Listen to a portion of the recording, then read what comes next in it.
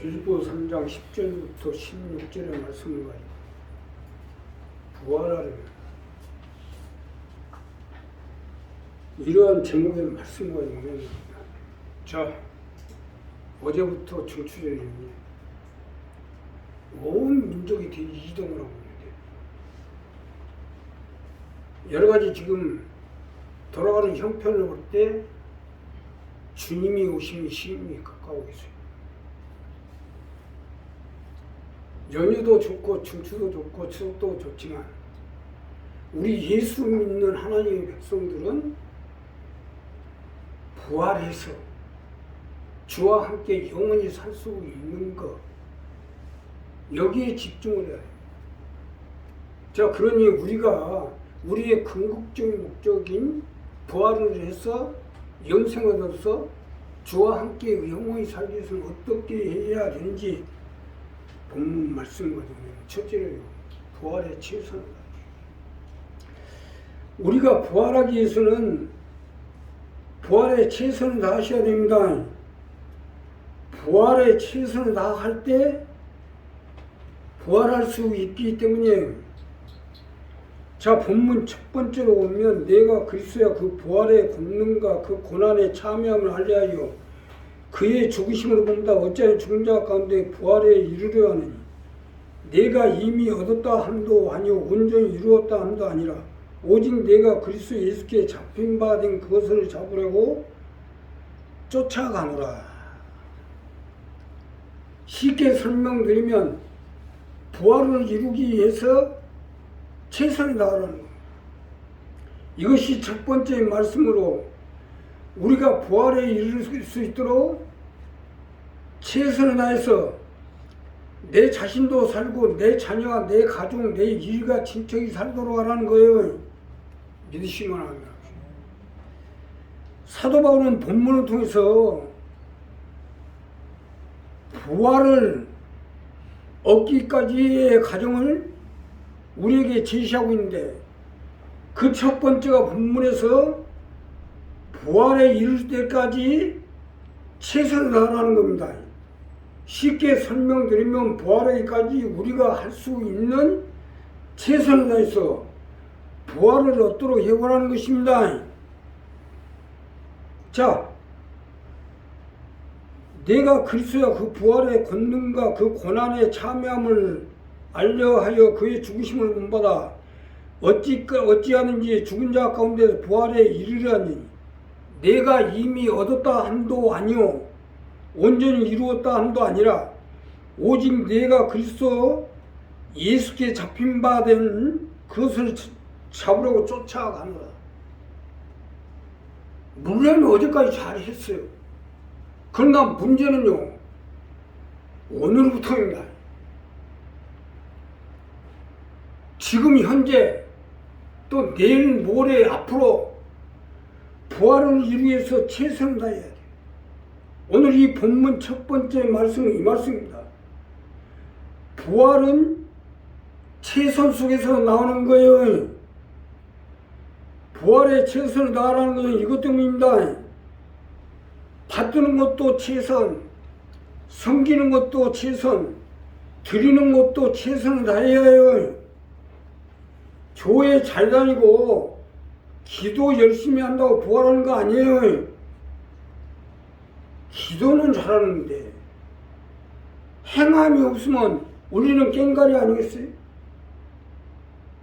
괜히 옆에 사람들한테 시끄럽게 민폐만 끼치지. 교회는 잘 다니면서 교회에 도움이 되지 못하면 무슨 소용이 있겠어요? 괜히 걸림돌만 되지. 도움이 안 되려면 조용히나 다녀야죠. 민폐되지 않도록 헌금 드리는 것도 최선을 다해야 돼요. 어느 날 예수님이 성전에 오셨는데 부자가 1데나리온을 가지고 한 양입니다. 쩡 하고 소리내도록 헌금합니다. 지금 1데나리온이면 한 식구가 5개월 생활비인데 이게 얼마나 멋있어요. 그러나 예수님은 이 데나리온을 드린 그 사람에게 칭찬한 게 아니라 가부가 두 렙돈을 헌금함이 넘는 가부를 칭찬한 거예요. 물론 1데나리온과 2렙돈은 게임이 안 되죠. 그러나 문제는요, 이 부자는 1데나리온에 들여줘서 별로 자기 거 충당한 것도 없어요. 근데 이 가부는요, 2렙돈, 자기 생활비 전부를 드는 겁니다. 자, 이게 최선이에요. 부자가 천국을 못 가는 이유 중에 하나가 바로 이거예요. 아무리 한다고 하지만 최선이 아니니까. 아니, 삼성그룹 이건희 회장이 우리 교회 10억을 갖다 줬다면, 물론 우리 교회에서는 할렐루야지. 근데 이건희 회장 입장에서는 별거 아닌 거예요. 그러나 그 생활비를 쪼개가지고 10,000원이 됐든 20,000원이 됐든 드리는 손길, 이게 최선이에요. 많이 됐든 작게 됐든 하나님 나라는 이걸 따지는 게 아니에요. 최선이 되냐. 정말 부활에 이르기 위해서 최선을 다하고, 교회를 받들어 섬기는데 최선을 다하고, 교회를 어떻게든 유지하기 위해서 그 헌금을 드리는데 최선을 다하고. 우리가 여기서 분명히 알아야 되는, 내가 하나님 나라 가운데 최선을 다하고 나면 마음에 엔진 문화도 확신이 닿습니다.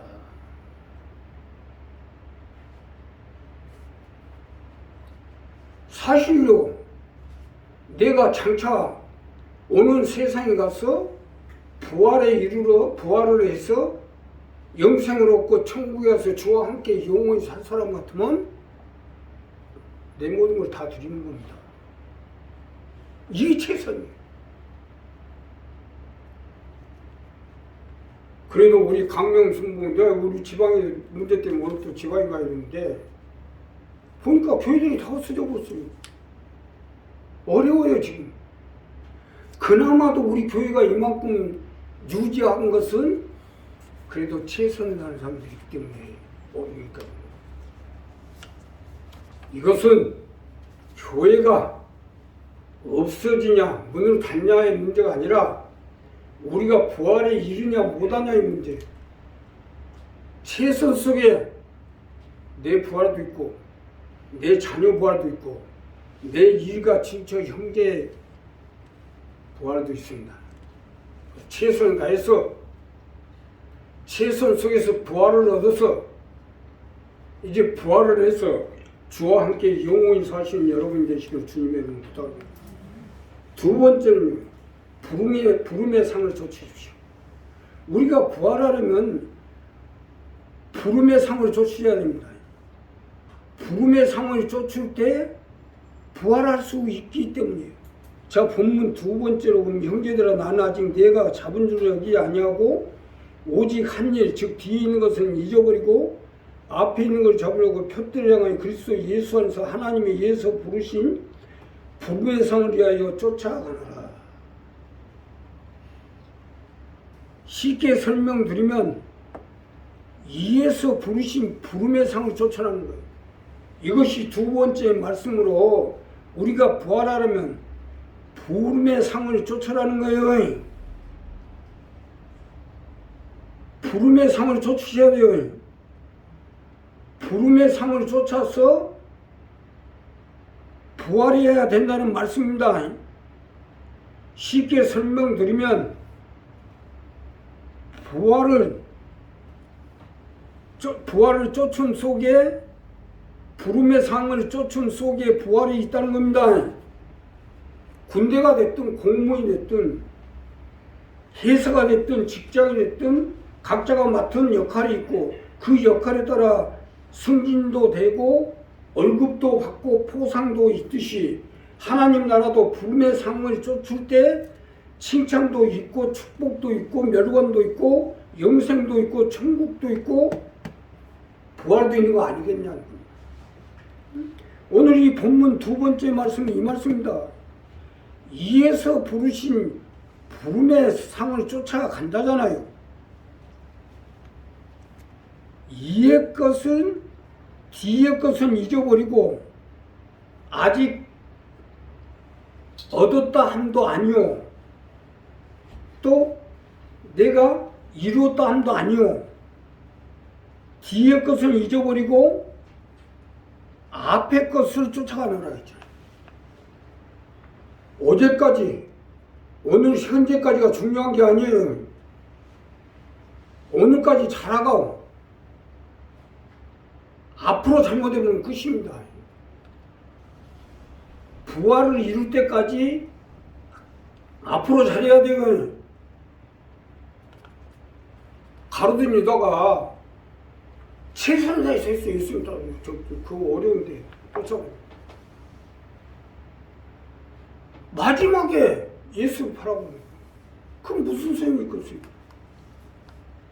그러니까 뒤의 것은 잊어버리고 내가 얻었담도 아니오 이루었담도 아니오 뒤의 것은 잊어버리고 앞의 것은 앞으로 잘하는 거예요. 앞으로 잘하셔야 돼요. 예수님 오심이 점점 가까워 있는데 앞으로 잘하세요. 요즘 무인 인공위성에 이 지구 은하계 뒤편에 뭔가 생명체가 살 수 있는 그런 것이 포착이 됩니다. 하늘이 있다는 게 점점 나오잖아요. 천국이 있다는 게 점점 나오고. 이 천국이 이제 뭐요? 우리가 가까이 오고 있습니다. 그러니까 앞으로 잘하셔야지. 부활이 될 때까지.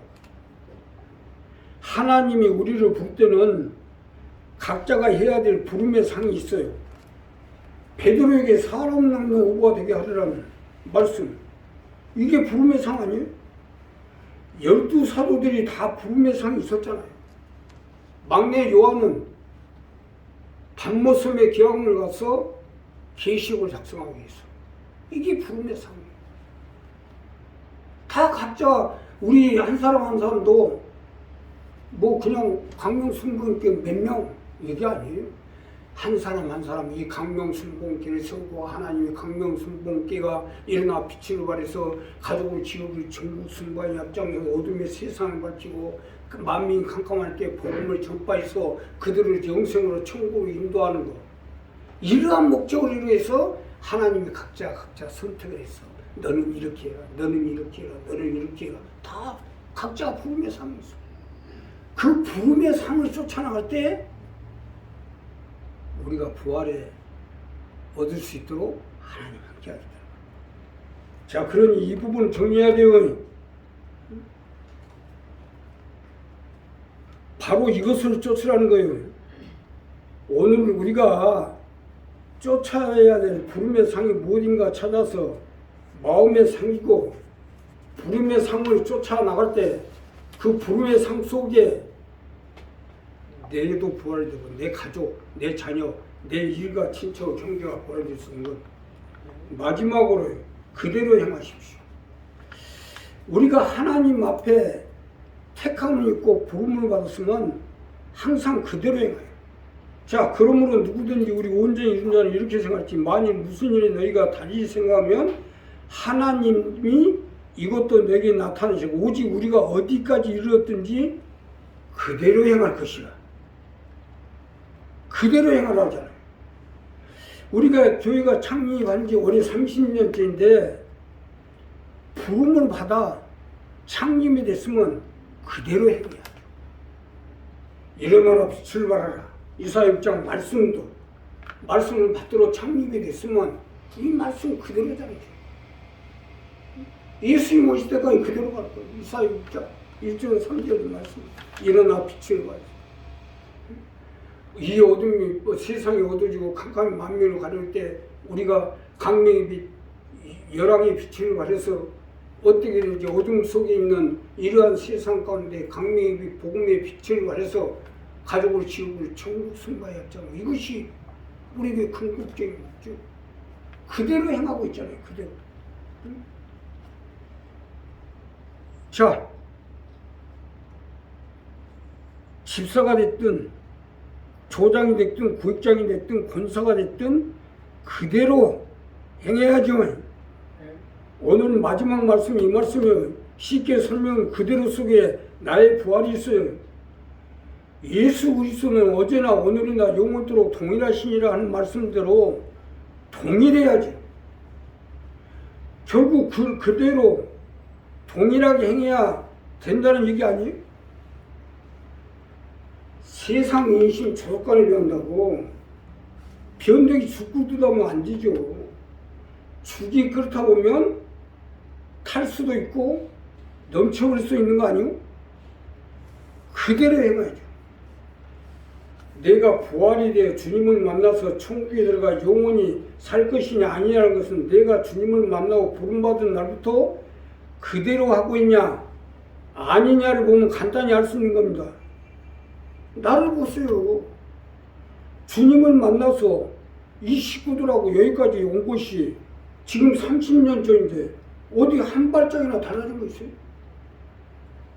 교회도 그대로, 말씀도 그대로, 오은의 본과 사문의 축복을 가지고 가족을 지우고 전국을 순봉시켜야 되겠다는 목적도 그대로 행하고 있잖아요.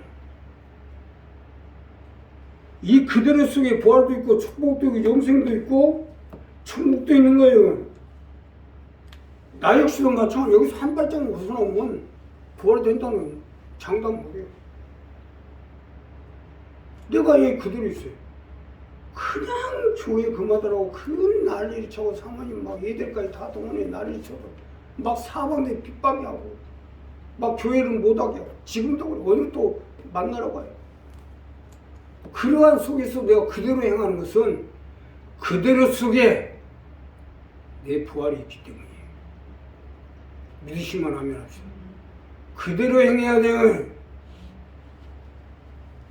교회도 그대로, 이사야입장의 말씀도 그대로, 주신 사명도 그대로, 우리 교회에서 하고자 하는 것도 그대로 행할 때 그 부활도 그 속에서 나오고, 그대로에서 벗어나면 죄송하지만 돌아옴이 타버립니다. 예수 잘못 헛믿었어요. 왜? 오직 우리가 어디까지 이르렀든지 그대로 행할 것이라고 하잖아요. 그대로에서 벗어나면 골로 간 거지. 말할 건 뭐 있어요? 그대로에서 벗어난 사람들은 골로 가는 거예요. 이것은 정황이 있지. 말씀대로 해야죠. 내 생각, 내 판단으로 하는 게 아니지 않습니까? 내 생각, 내 판단으로 할 수 있으면 뭐하러 예수님 들어요? 뭐하러 하나님 말씀 들어요? 내 생각, 내 판단으로 하면 되지. 여기서 중요한 건 지금 우리가 여기 있는 것도 좋지만 생각이나 목적이나 판단이나 하는 말도 그대로 해야 돼요. 교회 왔다 갔다 하면서 생각이 다르고 목적이 다르고 말한 게 다르면 소용없는 거예요. 그대로 얘기해야지. 우리 이사야 입장 말씀 한 발짝이나 벗어나. 모든 목적은 동정거래소를 하든지 성지기획을 하든지 뭘 하든지 다 난민을 하든지 다 목적은요 이사야 입장 말씀으로 가는 거예요. 여기에 맞춰서 하고 있는 거예요. 그대로 행해야 부활이 돼. 나도 지금 나이가 몇 살일까? 언제 어느 순간에 어떻게 될지 알 수가 없어요. 하루하루가 죽음과 삶의 연속이에요. 그런 와중에 뭘 그렇게 자살하고 있다고 내가 그대로 해야지 벗어나고 있어요. 사도바리 이걸 우리에게 제시하고 우리 한 사람한테 오늘 이 중수절 연휴에 맞이해서 세상에서는 지금 연휴 생각, 추석 생각, 밖으로 돌 생각, 예고로 나갈 생각, 그냥 여기에 빠져가 돌아다니지. 지금 때가 어떻게 이러고. 우리는 이러할 때일수록 더 부활의 목적을 가지고 사도바울 선생님처럼 그 목적을 이룰 때까지 최선을 다해나가신 여러분 되시길 주님의 이름으로 기도하겠습니다. 감사하시고